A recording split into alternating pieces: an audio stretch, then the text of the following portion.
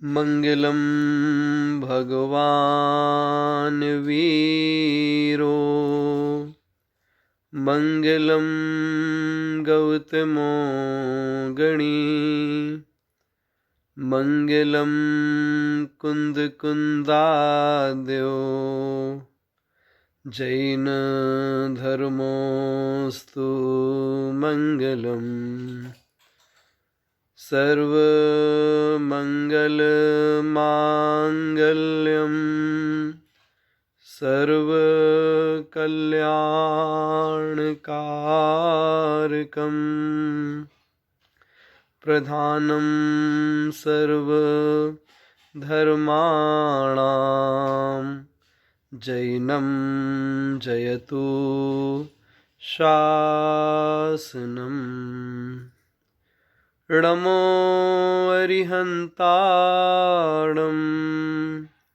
नमो सिद्धाणं नमो आयर्याणं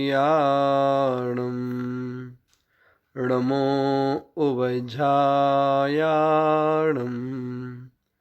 नमो लोये सौसाहूणम्।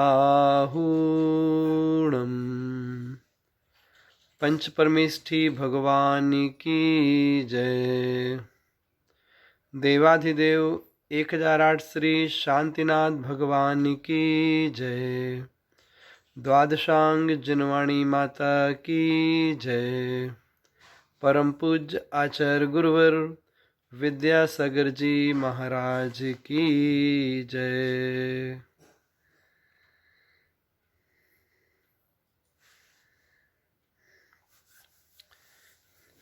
पिछले वर्ष की भांति इस वर्ष भी हम सभी लोग एक साथ बैठ करके और अपने जीवन को और अच्छा बनाने की और उन्नति बनाने की कोशिश करेंगे। अभी अहमदनगर निवासी श्री अरविंद भाई जी और विपिन भाई जी, कमलेश जी, मुकेश जी, अब इनसे चर्चा हुई तो इन्होंने कहा कि इस बार पुनः हम धर्म के कुछ मर्म को समझना चाहते हैं, जिससे अपने जीवन को हम और उन्नतिमय और अच्छा बना सकें। तो आज से कर्म सिद्धांत को लेकर के कुछ विषय का प्रतिपादन आप सबके सामने किया जा रहा है। हम सीखेंगे कि कर्म क्या हैं और ये कर्म कितने होते हैं, कब से हमारे साथ में ये कर्म लगे हुए हैं, इन कर्मों का बंध कैसे होता है, इन कर्मों का उदय कैसे आता है, हमारी आत्मा में ये कर्म कब से लगे हुए हैं, कब तक लगे रहेंगे, क्या बंधे हुए कर्म में हम कोई परिवर्तन कर सकते हैं क्या? जब ये जीव कर्मों से रहित हो जाता है तो किस अवस्था को प्राप्त होता है? ऐसी बहुत सारी चीज़ें हैं जिनको हम बार बार सुनते हैं, बार बार पढ़ते हैं, तो हमारे जीवन में एक सकारात्मक परिवर्तन आता है और हम अपनी आत्मा के लिए कुछ और अच्छा करने का पुरुषार्थ करते हैं, प्रयास करते हैं। हम जब सुनते हैं कि ये हमारे भगवान हैं, इन्हें हम अरिहंत परमेष्ठी बोलते हैं, तो विचार आता है कि इनका नाम अरिहंत परमेष्ठी क्यों? तो मालूम पड़ेगा इनका नाम अरिहंत परमेष्ठी नहीं है, ये तो गुणवाची संज्ञा है। अर्थात जिन्होंने अरि अर्थात शत्रु, हंत माने नष्ट कर दिए हैं, तो जिन्होंने 4 घातिया कर्म रूपी शत्रुओं का नाश कर दिया है, उस आत्मा को, उस जीव को हम अरिहंत कहते हैं। ये सिद्ध परमेष्ठी कहलाते हैं। ये सिद्ध परमेष्ठी क्यों कहलाते हैं? इन्होंने 8 कर्मों का नाश कर दिया, इसलिए ये सिद्ध परमेष्ठी कहलाते हैं। इनको हम आचार परमेष्ठी बोलते हैं, उपाध्याय परमेष्ठी बोलते हैं, साधु परमेष्ठी बोलते हैं। इन्होंने किन कर्मों का नाश किया है? इन्होंने अभी किसी भी कर्म का नाश नहीं किया, लेकिन ये उस मार्ग में लग गए हैं जिस मार्ग में चलने से हम कर्मों का क्षय करते हैं। इसलिए उस मार्ग में लगे होने के कारण से इन्हें भी भगवान की संज्ञा दी जाती है। इसलिए हम कहते हैं ना, पंच परमेष्ठी भगवान की जय। क्यों कहते हैं? अरहंत भगवान भगवान हैं, सिद्ध भगवान भगवान हैं, आचार उपाध्याय और साधु भगवान बनने के मार्ग में लगे हुए हैं। इसलिए मार्ग में लगे होने के कारण से इन्हें भी भगवान कह दिया गया। वास्तविकता में हम देखें, जो कर्मों से बंधा हुआ है वो संसारी कहलाता है, और जो कर्मों से छूट जाता है, कर्मों से मुक्त हो जाता है, कर्मों से रहित हो जाता है, उसे हम भगवान कह देते हैं। तो जिनके आधे कर्म नष्ट हो गए हैं वो अरिहंत कहलाते हैं, जिनके पूरे कर्म नष्ट हो गए हैं वे सिद्ध परमेष्ठी कहलाते हैं। ऐसे करके ये भगवान बनने की जो प्रक्रिया है जैन धर्म में, इसी पर आधारित है। जब तक हम कर्मों से सहित रहेंगे संसारी कहलाएंगे, और जब हम कर्मों से रहित हो जाएंगे तो हम सिद्ध परमेष्ठी अर्थात भगवान कहलाएंगे। देखें, ये जो कर्म है ये क्या चीज है? ये कर्म हमें दिखते हैं क्या? नहीं दिखते। क्यों नहीं दिखते? क्योंकि ये कर्म सूक्ष्म होते हैं। सूक्ष्म मतलब ना किसी से बाधित होते हैं, ना किसी को बाधा उत्पन्न करते हैं। उसे हम सूक्ष्म इस संज्ञा से, इस नाम से कहा करते हैं। कर्मों का वजन होता है क्या? कर्मों का वजन नहीं होता। मतलब क्या? हम कितने ही कर्म बंद करते रहें, कितने ही कर्म हम बांधते रहें, तो कर्मों के कारण से हमारा वजन नहीं बढ़ता है, और कर्मों के नष्ट होने से हमारा वजन घटता भी नहीं है, क्योंकि ये कर्म वेटलेस, वजन रहित होते हैं। क्यों होते हैं? क्योंकि सूक्ष्म होते हैं, अर्थात ये कर्म हमें दिखते नहीं हैं। तो ये कर्म हमारी आत्मा में कैसे बंध जाते हैं? क्या करते हैं हम जिससे ये कर्म हमारी आत्मा में बंध जाते हैं?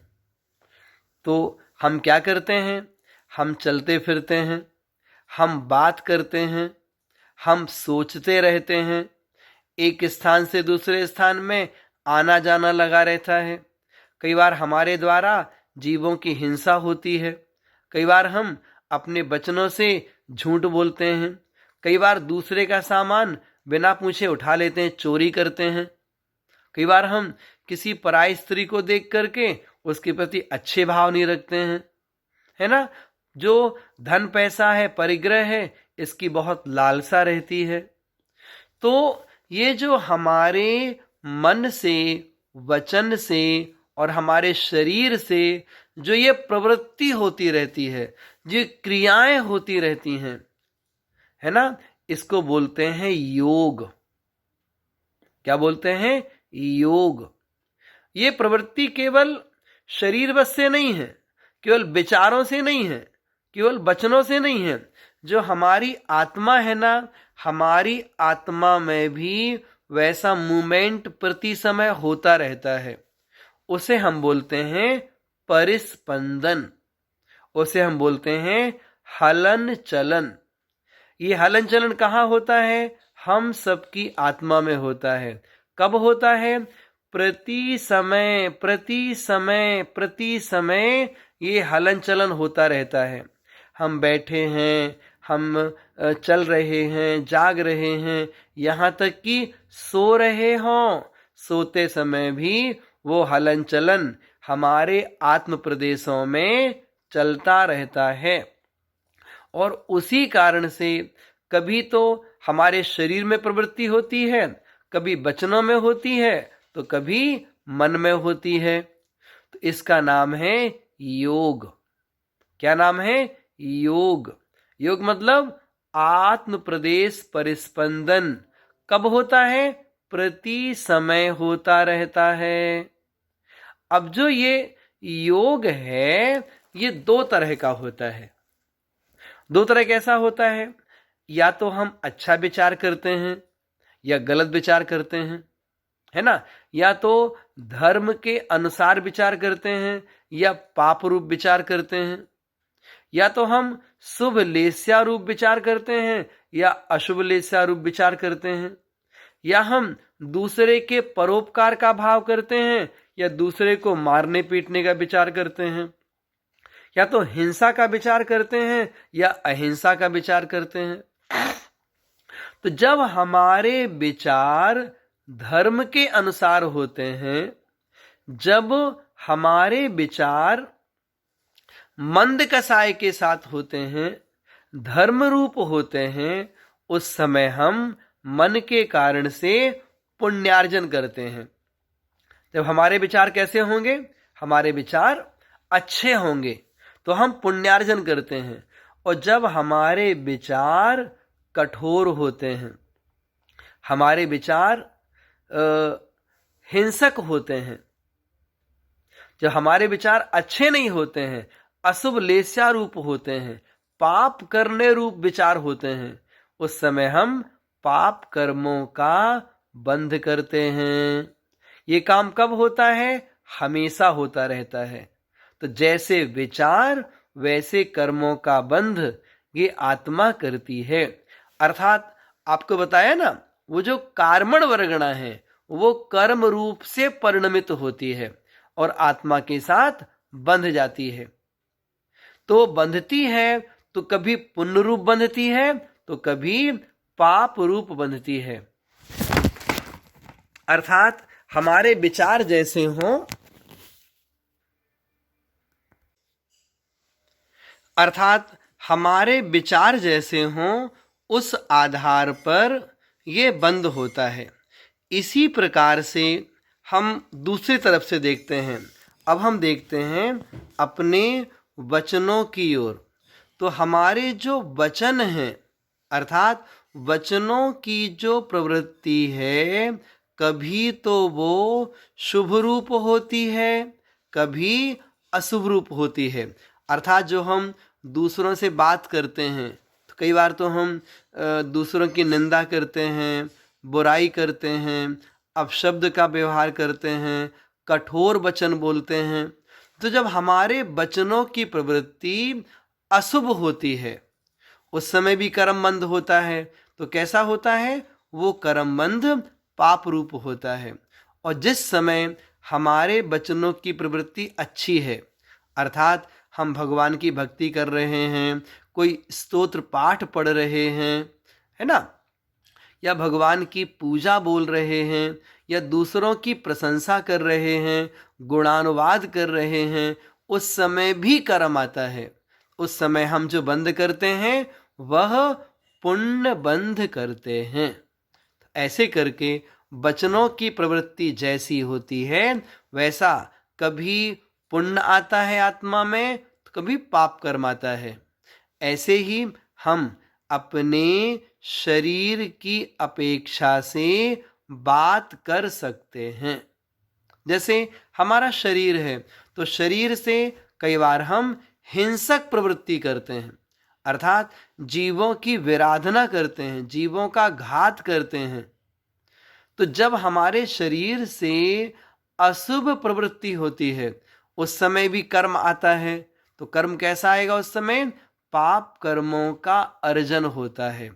और जिस समय हमारे शरीर की प्रवृत्ति शुभ होती है, शुभ बोले तो हम चल रहे हैं तो अहिंसा का पालन करते हैं, हाथों से कोई काम कर रहे हैं तो जीवों की विराधना ना हो इस बात का विचार करते हैं, भगवान का अभिषेक करते हैं, भगवान का मार्जन प्रक्षाल करते हैं, गंधोदक लगाते हैं, एक थाली की द्रव्य दूसरे में चढ़ाते हैं, तीर्थ यात्रा करने जाते हैं इत्यादि। हमारे शरीर के माध्यम से जब शुभ प्रवृत्ति होती है उस समय हम पुण्यार्जन करते हैं। तो जो ये कर्म का आना होता है, हमारी जैसी प्रवृत्ति है वैसे कर्म का आना होता है। ये प्रवृत्ति शुभ भी है, ये प्रवृत्ति अशुभ भी है। बस जैसी प्रवृत्ति वैसा कर्म आत्मा के साथ में आता है, आत्मा में आता है। ये तो हमने कर्म आने की बात करी, आना अलग बात होती है और कर्म का बंधना अलग बात होती है।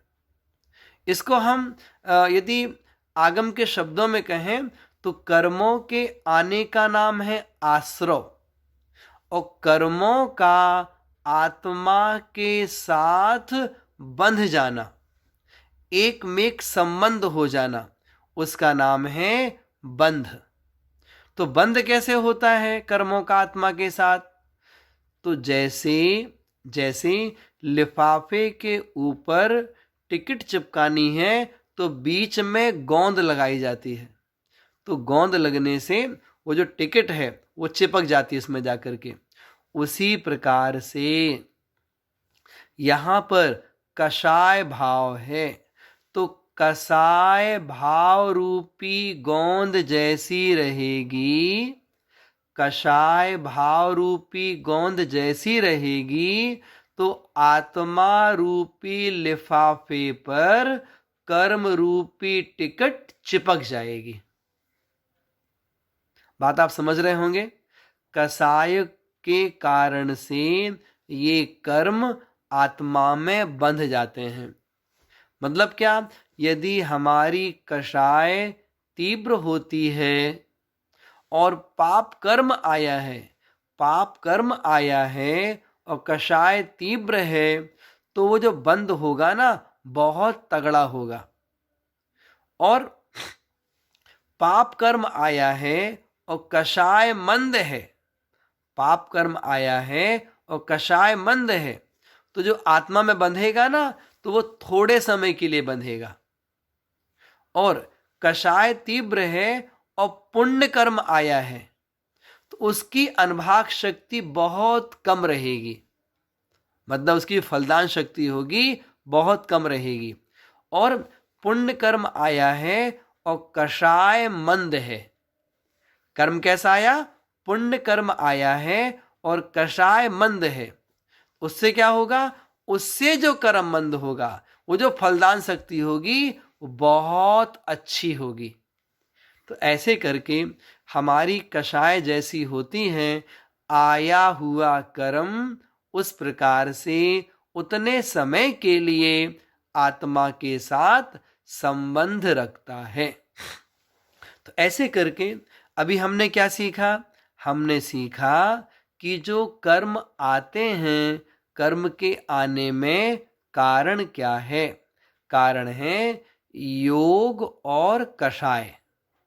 तो मैं आत्मा हूं, प्रति समय आत्म प्रदेश परिस्पंदन होता है, प्रति समय कषाय भाव भी रहता है। तो आत्म प्रदेश परिस्पंदन के कारण से कर्म आते हैं और कषाय के कारण से वे कर्म आत्मा में बंध जाते हैं। आप प्रश्न करेंगे, क्या हम मात्र कर्म ही बांधते हैं या और भी कोई चीज आत्मा के साथ यथासंभव बंधती रहती है? तो और भी चीजें बंधती हैं। और क्या है उसे आप सुनिएगा ध्यान से। क्या मतलब? मतलब ये जो संसार है ना, ये जो लोक है, इसमें कई प्रकार की पौद्गलिक वर्गणाएं भरी हुई हैं। तो वो पौद्गलिक वर्गणाएं हमारे द्वारा प्रति समय ग्रहण की जाती हैं। वर्गणाएं तो अनेक प्रकार की हैं, उनमें से 5 प्रकार की वर्गणाएं हैं जिनको हम आप लोग यथाशक्ति प्रति समय ग्रहण करते रहते हैं, जिससे कि हमारे शरीर का वो काम चलता है। देखें वे वर्गणाएं कौन कौन सी हैं, ध्यान दीजिएगा। पहली है आहार वर्गणा, दूसरी है तेजस वर्गणा, तीसरी है भाषा वर्गणा, चौथी है मनोवर्गणा, पांचवी है कर्मण वर्गणा। पहली कौन सी बताई, आहार वर्गणा। तो आहार वर्गणा के माध्यम से क्या होता है, इसके माध्यम से हमारा शरीर बनता है। ये हमारा शरीर है ना, इसे हम क्या बोलते हैं, इसे बोलते हैं औदारिक शरीर। ऐसे ही जितने त्रियंच होते हैं उनके शरीर को भी औदारिक शरीर बोलते हैं। इसी प्रकार जितने भी देवता होते हैं मीन्स देवगति के देव हैं, और ऐसे ही नरक गति में रहने वाले नारकी जीव हैं। तो देवों और नारकियों का जो शरीर है उसे बोलते हैं वैक्रियक शरीर। क्या बोलते हैं, वैक्रियक शरीर। तो जो मनुष्य त्रियंचों का औदारिक शरीर है, देव नारकियों का वैक्रियक शरीर है, इस शरीर की संरचना जिन पुद्गलों के माध्यम से होती है उन पुद्गलों को आहार वर्गणा इस नाम से जाना जाता है। ये जो आहार वर्गणा है ये हम प्रति समय ग्रहण करते हैं। जैसे हम मनुष्य हैं, तो जैसे ही हम मां के गर्भ में आए प्रथम समय से ही इन आहार वर्गणाओं को ग्रहण करना हमने शुरू कर दिया। तो गर्भ में भी करते रहे, जन्म हुआ तब भी करते रहे, अभी भी कर रहे हैं, और जब तक मनुष्य पर्याय पूरी नहीं होगी तब तक इन आहार वर्गणाओं को हम सब प्रति समय प्रति समय प्रति समय ग्रहण करते रहेंगे। इससे हम बचने वाले नहीं, इससे हम छूटने वाले नहीं। ये कहलाएगी आहार वर्गणा। ऐसे करके देवनारकी में भी लगा लेना। मात्र एक अवसर आता है जब हम इन वर्गणाओं को ग्रहण नहीं करते। वह अवसर कौन सा है, जब हम मनुष्य पर्याय पूरी करके अगली पर्याय में जाएंगे। जब तक अगले भाव में पहुंच नहीं जाते, जब तक हम विग्रह गति में हैं, तो विग्रह गति में इन आहार वर्गणाओं का ग्रहण नहीं होता, और अगली पर्याय में पहुंचते ही फिर शुरू हो जाते हैं।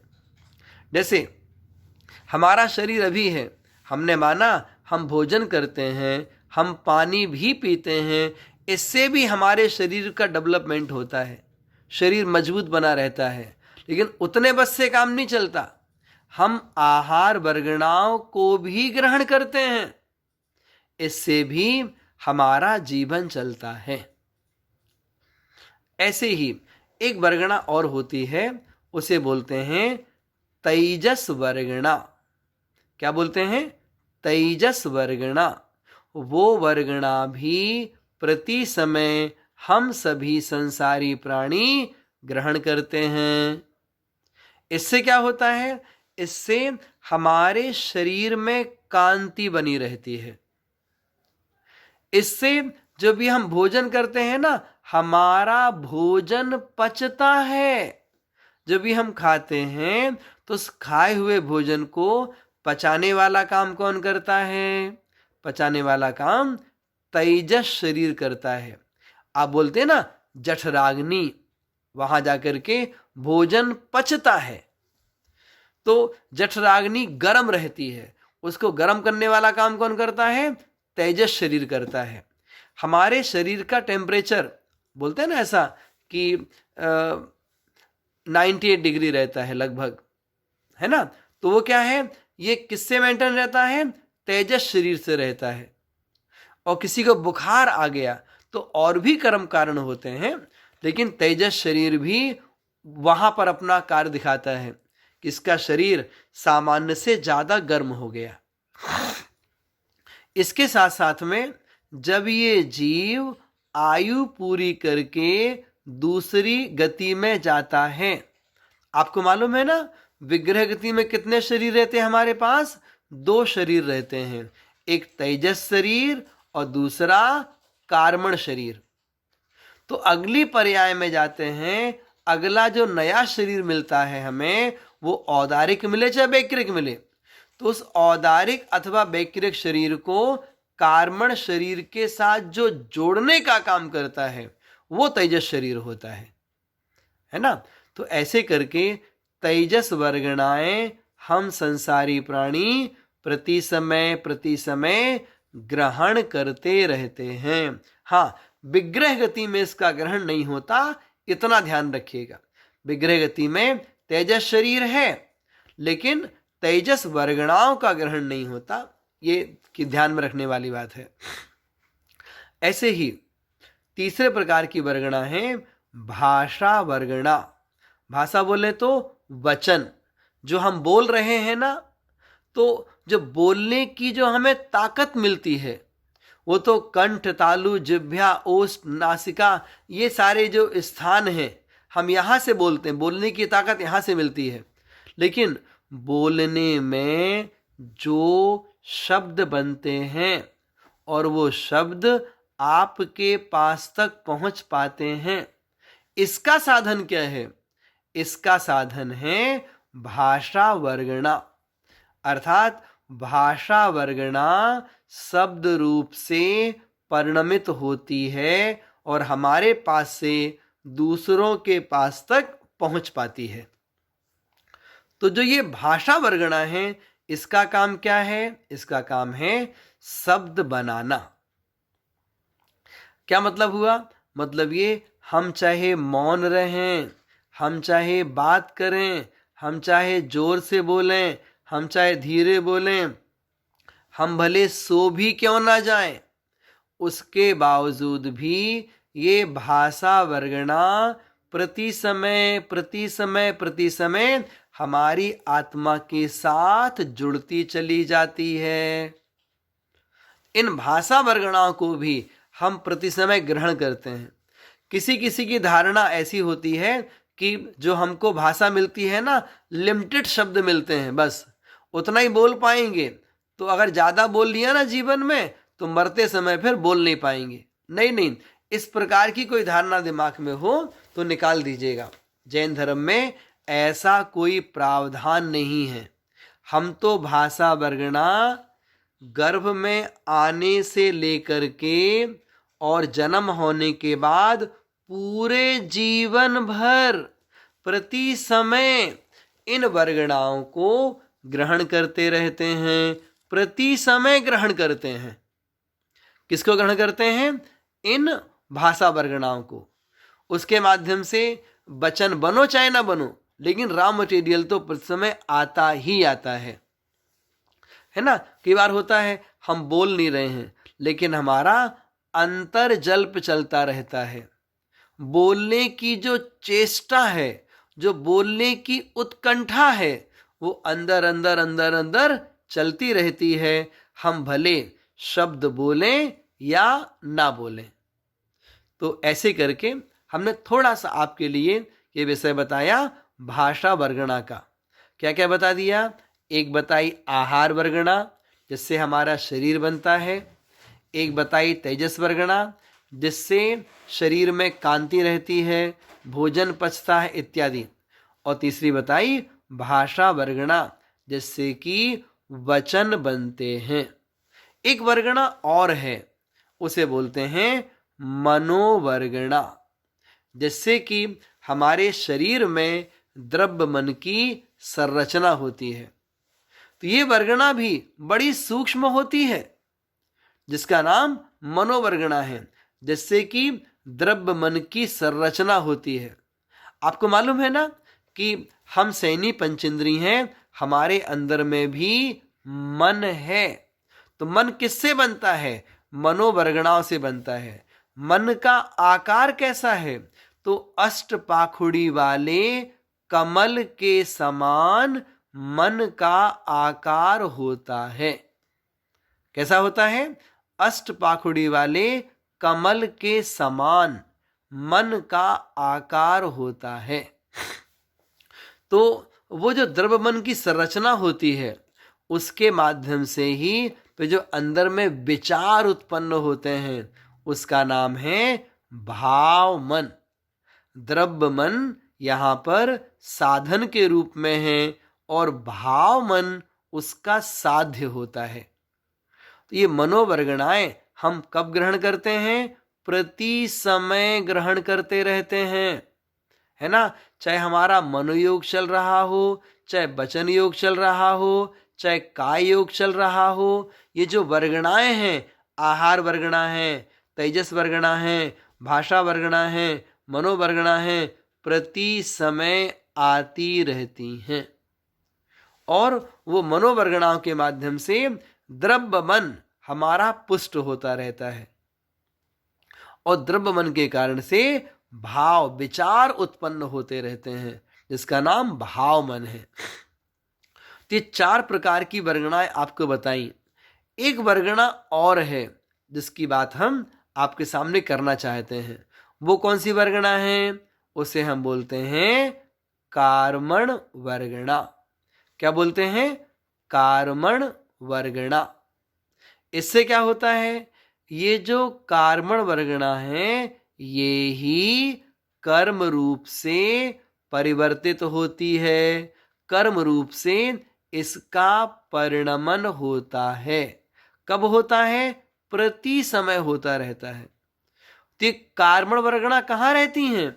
जो हमारी आत्मा है ना, जहां हम रह रहे हैं अंदर, तो इसी के अंदर ही वो रॉ मटेरियल भरा हुआ है। वो कार्मण वर्गणाएं अंदर में भरी हुई हैं। हमें करना क्या है? कुछ नहीं, योग और कषाय रूप परिणाम करना है। अर्थात आत्म प्रदेश परिस्पंदन होगा और क्रोध आदि कषाय होंगी। तो जैसे ही आत्म प्रदेश परिस्पंदन हुआ, क्रोध आदि कषाय हुई, तो जो कार्मण वर्गणाएं हैं, ये सब कर्म रूप से परिवर्तित होती हैं। तो योग और कषाय प्रति समय चलता रहता है, चलता रहता है, चलता रहता है। तो आत्मा में वो जो कार्मण वर्गणाएं हैं, वे भी कर्म रूप से प्रति समय परिवर्तित होती रहती हैं। इसलिए आप सुनते हैं ना, कर्म बंध कब होता है? प्रति समय होता है। किस पर्याय में होता है? हर पर्याय में होता है। किस इंद्रिय में होता है? हर इंद्रिय में होता है। आप सोचो, हम आप तो सामान्य जीव हैं जो अरिहंत परमेष्ठी बन गए। अरिहंत परमेष्ठी भी कर्मों का आश्रय करते हैं। आपको मालूम है ना, अरिहंत परमेष्ठी 13वें गुण स्थान में होते हैं। वहां पर भी वे सातावेदनीय कर्म का आश्रय करते हैं। किसका? सातावेदनी का। कब करते हैं? जब तक उनका 13वां गुण स्थान बना रहता है, तो 13वें गुण स्थान के अंतिम समय तक वो सातावेदनी का आश्रय करते रहते हैं। ये विचार करिएगा, मतलब हमारे यहाँ भगवान की वाणी की बात कर रहे हैं, तो जो अरहंत भगवान की बात कर रहे हैं, जिनकी दिव्य ध्वनि कीर्ति है, तो जिनकी दिव्य ध्वनि कीर्ति है, वो कह रहे हैं हमारी आत्मा में भी परिस्पंदन होता है, हमारी आत्मा में भी हलन चलन हो रहा है, तो हम भी आश्रय कर रहे हैं भी। तो 13वें गुण स्थान तक आश्रय होता है। जब भगवान अरहंत को 13वें गुण स्थान में भी आश्रय हो रहा है, योग के कारण से, तो आप सोचिएगा अभी हम कहाँ बैठे हुए हैं। अभी तो हमारा चांस ही नहीं अभी तो कि हम मुनिराज बन गए हों या फिर त्यागी व्रती बन गए हों। अभी तो वो भी नहीं बने, अभी तो अव्रती हैं, अभी तो पापों का त्याग ही नहीं हुआ। तो हम भगवान बन सकते हैं क्या? भगवान हैं क्या? हम भगवान नहीं हैं। तो अभी तो हम बहुत सारे कर्मों का आश्रय प्रति समय कर रहे हैं। तो अभी हमने आपको जो कर्मों का रॉ मटेरियल है उसकी बात बताई है, और जो शरीर का रॉ मटेरियल उसकी बात बताई है। मतलब ये जो वर्गणाएं हैं, इन वर्गणाओं को हम मनुष्य लोग प्रति समय ग्रहण करते हैं, है ना, और ग्रहण करते हैं यथासंभव उससे हमारे शरीर की ये चित्र विचित्र संरचना हो जाती है। आइए आगे बढ़ते हैं। हमने आपके सामने कर्म की बात की। जो कर्म शब्द है ना, अनेक स्थानों पर प्रयोग किया जाता है। लोग बोलते हैं सत्कर्म, वो व्यक्ति अच्छे कर्म करता है, दुष्कर्म वो व्यक्ति बुरे कर्म करता है। तो यहाँ पर जो यहाँ सत्कर्म और दुष्कर्म है ना, यह सत्कर्म का मतलब है अपने शरीर से कोई अच्छे काम करना, वो सत्कर्म कहलाएगा। अपने शरीर से कोई खराब काम करना वो दुष्कर्म कहलाएगा। तो यहाँ पर जब हम कर्म बंध की बात कर रहे हैं तो कर्म बंध का मतलब सत्कर्म से नहीं है, दुष्कर्म से नहीं है, है ना, उससे मत लीजिएगा। यहां पर जो हम कर्म की बात कर रहे हैं इसका मतलब है मैं आत्मा प्रति समय योग और कसाय के निमित्त से मेरे ही अंदर जो कार्मण वर्गणाएं भरी हुई हैं वे कर्म रूप से परिवर्तित होती रहती हैं। अर्थात हमारा कोई भगवान नहीं है जो हमारा अच्छा करने वाला हो या हमारा बुरा करने वाला हो, ऐसा कोई ईश्वर कर्तृत्व हमारे धर्म में नहीं बताया गया है। हम तो जैसा कर्म करते हैं वैसा फल भोगते हैं। एक आपको भजन सुनाते हैं, पहले भी शायद हमने आपके सामने बात कही हो कि आचार्य श्री बिहार करते हुए जा रहे थे तो रास्ते में एक भजन चल रहा था जो प्रदीप गायक हैं उनके मुख का। तो उस भजन में लिखा हुआ था, मतलब बताया जा रहा था कि ऊपर वाला पासा फेंके नीचे चलते दांव, कभी धूप कभी छांव। तो आचार्य श्री ने इन पंक्तियों को सुना और सुन करके उन्होंने कहा ये भजन ठीक नहीं है। भजन कैसा होना चाहिए? भीतर वाला पासा फेंके बाहर चलते दांव, कभी धूप कभी छांव। भीतर वाला अर्थात हमारा अपना कर्म जो हमने पहले किए हैं, उस कर्म का उदय आता है। तो जैसे कर्मों का उदय आता है जीव के परिणाम, जीव का परिणमन भी उसी रूप होने लगता है। तो कहने का मतलब क्या, ये बात हमने आपको क्यों बताई? इसलिए बताई कि बहुत से लोगों का सोचना ऐसा होता है कि जो हमें सुख दुख मिल रहा है, जो हमारा अच्छा हो रहा है, हमारा बुरा हो रहा है, हमें खाने को मिल रहा है, हमारा रहने का मकान हमारे हैं, हमारी पत्नी है, हमारे बच्चे हैं, हमारे जीवन की व्यवस्थाएं हैं, इन सब को करने वाला भगवान होता है। भगवान की मर्जी के बिना हमारा पत्ता भी नहीं हिलता। भगवान चाहेंगे तो हम सुखी होंगे, भगवान चाहेंगे तो हम दुखी होंगे। तो इस प्रकार की मान्यता यदि किसी की होवे, इस मान्यता को दूर कर देना चाहिए। मतलब भगवान हमारा कोई कर्ता धर्ता नहीं है, अपना अच्छा बुरा करने के कर्ता हम स्वयं हैं। हम चाहें अपने जीवन को अच्छा बनाएं, हम चाहें अपने जीवन को बुरा बनाएं, हम चाहें पुण्यार्जन करें, हम चाहें पाप कर्मों का आश्रय करें, हम चाहें भोगों में लगे रहें, हम चाहें भगवान की भक्ति में लग जाएं। तो ये डिपेंड करता है हमारे परिणामों के ऊपर, हमारे भावों के ऊपर, कि हमारे भाव कैसे हैं। तो ये सब क्या है? ये सब कर्म कहलाता है। तो आचार्य कहते हैं कि कर्म प्रवृत्ति का भी नाम है।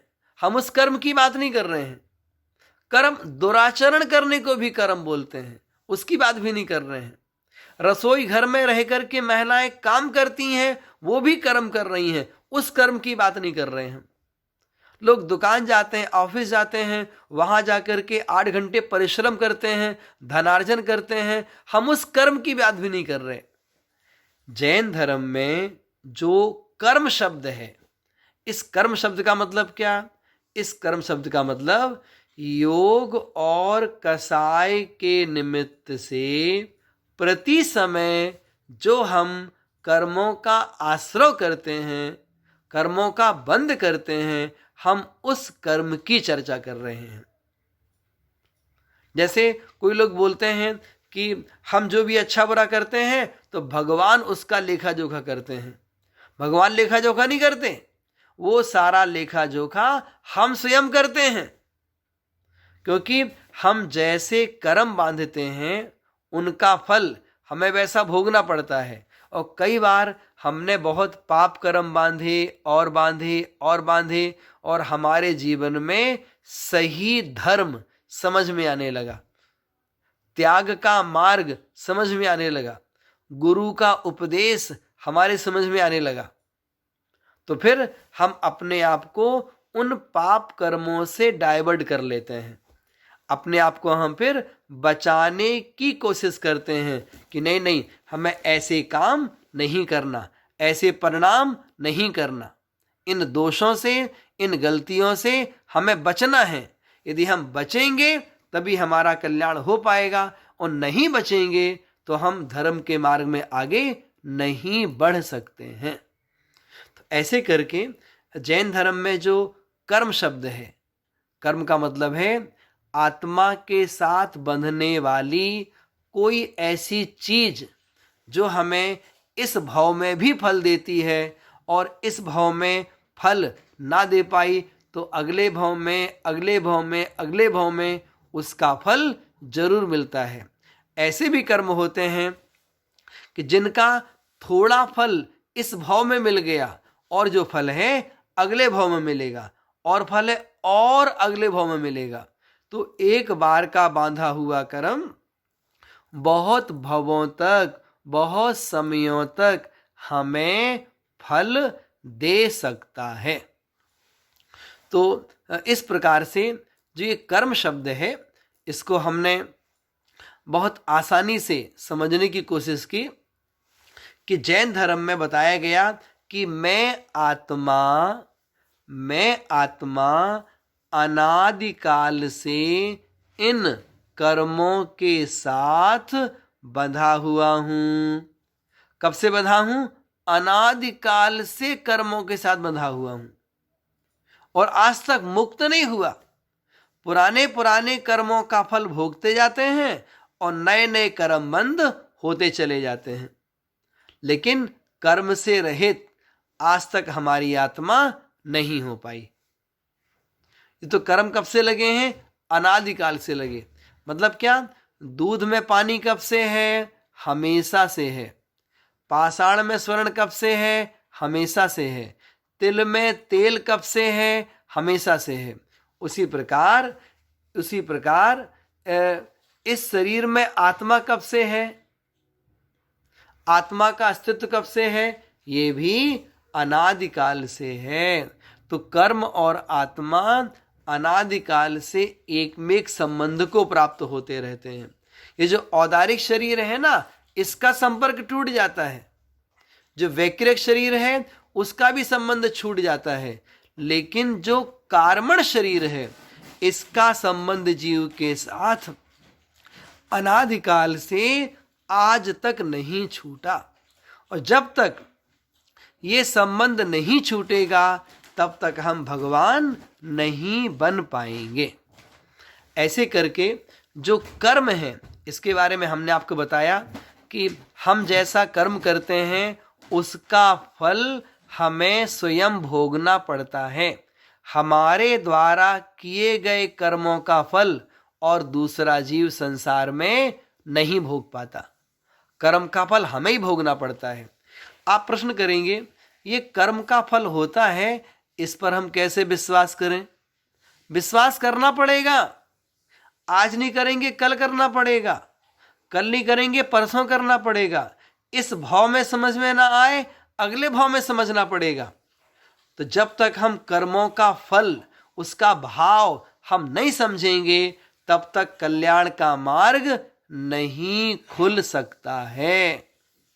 तो हम कैसे समझें कि हम सब कर्म का फल भोग रहे हैं?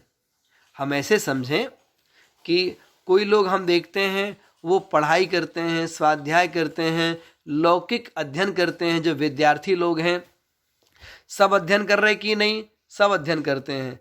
तो किसी को एक बार में याद हो जाता है, किसी को 2 बार में याद होता है, कोई 10 बार पढ़ने के बाद भी याद नहीं कर पाता। किसी को बचपन में याद नहीं होता, थोड़ा उम्र बढ़ती है ना, तो अपने आप उसकी बुद्धि ठिकाने लग जाती है। कुछ लोग युवावस्था में नहीं पढ़ते, थोड़ा उम्र बढ़ती है तो पढ़ना शुरू करते हैं, तो उनको समझ में आने लगता है। तो ऐसे ज्ञानावरणी कर्म की जैसी अवस्था रहती है, जैसा क्षयोपशम रहता है, वैसे हम सबके ज्ञान की हीनाधिकता बनी रहती है। जिनका क्षयोपशम बहुत अच्छा है, ज्ञानावरणी कर्म का, है ना, तो वो जल्दी याद कर लेते हैं, और जिनका क्षयोपशम कमजोर है, उन्हें जल्दी याद नहीं होता। मतलब कहीं ना कहीं कर्म आड़े आ जाता है हमारे ज्ञान की हीनाधिकता बताने के लिए। जैसे उदाहरण के लिए, आसमान में सूर्य दिखाई पड़ रहा है, स्पष्ट दिखाई पड़ रहा है, लेकिन उसके नीचे बादल आ गए। तो जैसे बादल आते हैं, मतलब जिस क्वालिटी के बादल आते हैं, सूर्य के प्रकाश और प्रताप में वैसा अंतर पड़ जाता है। अगर अब बात समझ रहे होंगे, है ना? तो वैसे ही जो ज्ञानावरणी कर्म है, तो ज्ञानावरणी कर्म रूपी बादल जैसे होते हैं, ज्ञान का क्षयोपशम हीनाधिक चलता रहता है। इसी प्रकार से हम देखते हैं इस संसार में कोई दुखी है, कोई और दुखी है, कोई और ज्यादा दुखी है, कोई सुखी है और सुखी है और ज्यादा सुखी है। तो सुख दुख कैसे मिल रहा उसको? क्या कारण है? तो कहीं ना कहीं उसके द्वारा किए गए अपने पुण्य पाप कर्म हैं। उन कर्मों के उदय के कारण से कभी हम दुखी होते हैं, कभी हम सुखी होते हैं। कई बार हम थोड़े से सुख में दुख निकाल लेते हैं, कई बार दुख में बहुत सुख निकाल लेते हैं। तो ऐसे करके जो वेदनी कर्म है और उसके बाद में जो मोहनी कर्म है, तो मोहनी कर्म जैसा होता है, वेदनी कर्म वैसा सुख दुख देने वाला भाव करता है। तो संसार में कोई सुखी है, कोई दुखी है, ये सब किसकी परिणति है? ये कर्म के कारण से हो रहा है। ऐसे ही एक मोहनी कर्म होता है जो जीव को आकुल व्याकुल कर देता है, जीव को परेशान कर देता है, जीव को सम्मिक्त नहीं होने देता, जीव को चारित्र नहीं होने देता, जीव को त्याग के मार्ग पर आगे नहीं बढ़ने देता। अच्छा, हम तो देखते कोई मुनिराज बन गए, कोई लोग तो कोई साधु बन गए, कोई लोग तो कोई आचार परमेष्ठी बन गए, कोई त्यागी व्रती बन गए, कोई सम्यक दृष्टि हो गए। ये सारा जो भेद देखा जा रहा है, ये इन्हीं कषायों का लेवल है। जिसकी कषाय थोड़ा मंद रहती है, जिसका कॉन्सेप्ट एकदम क्लियर होता है धर्म के प्रति, आत्मा के प्रति, उसका मोहनी कर्म मंद हो गया। और कोई लोग ऐसे होते हैं थोड़ी कषाय में भड़क जाते हैं, कोई लोग ऐसे होते हैं बड़ी बड़ी घटनाएं घट जाती हैं, उसके बावजूद भी उनके अंदर में कोई परिवर्तन नहीं आता। ये सब क्या है? कर्म है। ये कौन सा कर्म है? मोहनी कर्म है। ये उस मोहनी कर्म के कारण से हमारे जीवन में रागादिक परिणाम कभी कम कभी ज़्यादा, कभी और ज़्यादा कभी और कम, ऐसी स्थिति चलती रहती है। इसी प्रकार से एक कर्म है, नाम है आयु कर्म। इसका मतलब क्या, हम सब जो जी रहे हैं ना, तो ये जो हम जी रहे हैं, तो हमने पिछले भाव में जितनी आयु बांधी होगी, पिछले भाव में जितनी आयु हमने बांधी होगी, उस आधार पर इस पर्याय में, मनुष्य पर्याय में हम अपना जीवन जी रहे हैं। तो जिनकी आयु ज़्यादा वो ज़्यादा जीते हैं, जिनकी कम है वो कम जीते हैं। कोई ऐसे भी लोग होते हैं जो बहुत हिंसक होते हैं। जो व्यक्ति स्वयं हिंसक होता है वो अपना पूरा जीवन नहीं जी पाता, उसका कई बार अकाल मरण हो जाता है। तो ऐसे करके जो आयु कर्म है, तो हमारा जो मानव जीवन है वो आयु कर्म पर डिपेंड करता है। जैसी आयु होती है उतना हम इस पर्याय में अपना जीवन जीते हैं।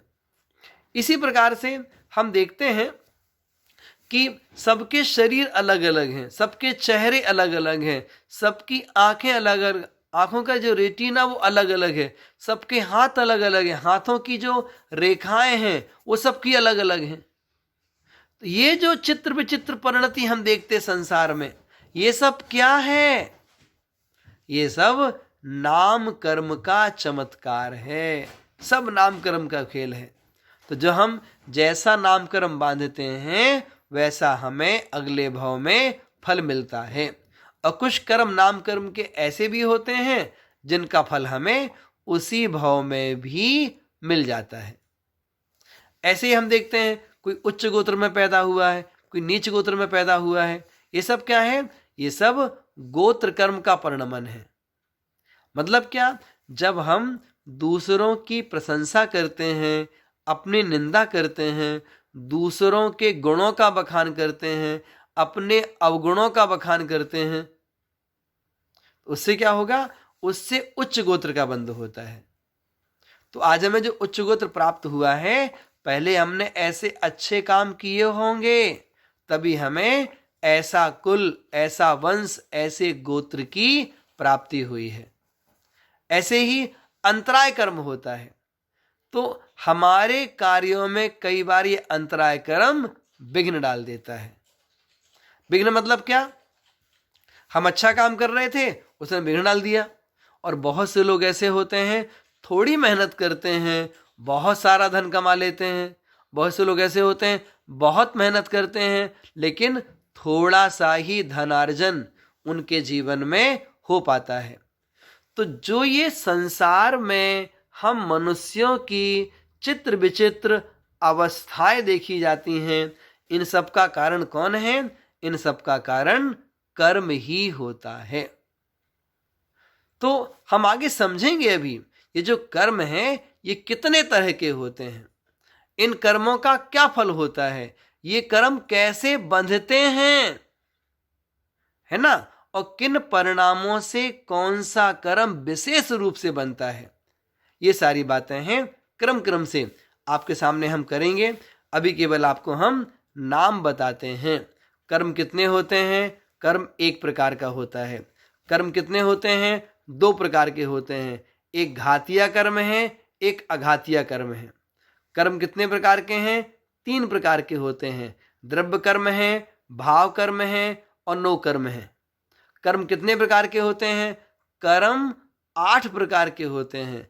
ज्ञानावरणी, दर्शनावरणी, वेदनी, मोहनी, आयु, नाम, गोत्र और अंतराय, ये 8 कर्म होते हैं, है ना।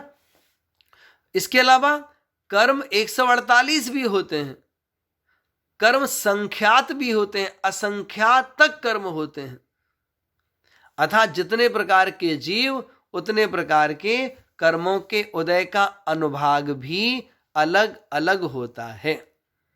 ऐसे करके कर्म 8 हो गए, कर्म संख्यात हो गए, कर्म असंख्यात भी हो गए, और जितने जीव उतने परिणाम, उतने प्रकार का कर्मोदय और उसके भेद होते हैं।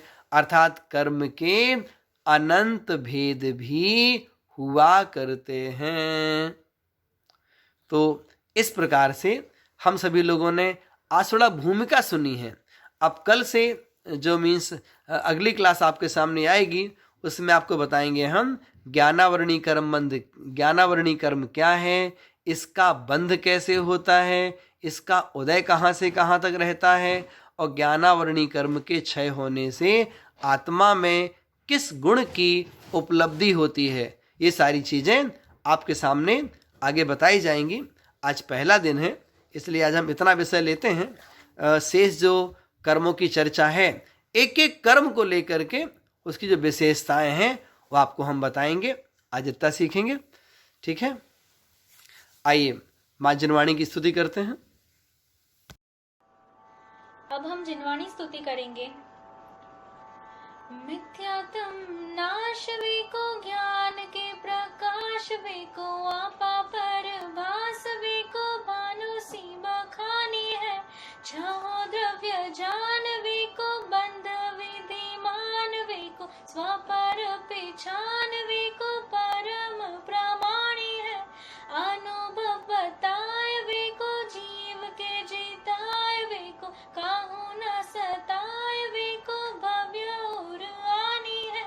जहाँ तहाँ तार वे को पार के उतार वे को सुख विस्तार वे को यही जिनवाणी है।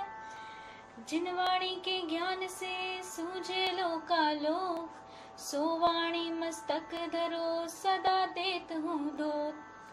हे जिनवाणी भारती तो ही जपो दिन चैन, जो तेरी शरण गए सो पावे सुख चैन। अब हम शांति पूर्वक 9 बार नमोकार मंत्र के जाप करेंगे।